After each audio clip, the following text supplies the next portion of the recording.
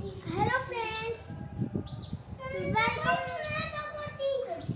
आज जब हम स्कूल से वापस आ रहे थे, हमें दो बर्ड्स दिखे जो धूप में तड़प रहे थे। और फिर मम्मा हमें घर छोड़ गए। फिर मम्मा उन बर्ड्स को बचाने ले गई। अगर आपको भी कोई बर्ड घायल दिखे या फिर और के पास किसी का बर्ड ना हो और जो घायल हो तो है ना, तो उनको रेस्क्यू करो। तो मिलवाते हमारे बर्ड फ्रेंड से। ये है हमारा फर्स्ट बर्ड फ्रेंड।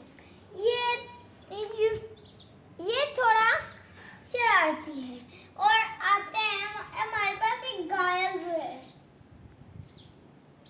एक ये है तुझे बात ये बुद्धि कहते हैं। हमारे पास और भी है।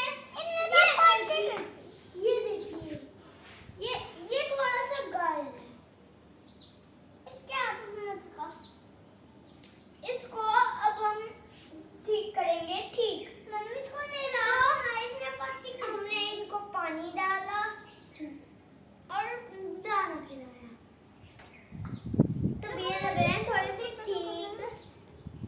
तो अगर आपको भी ऐसा कोई बर्ड मिले तो उसको रेस्क्यू कीजिए।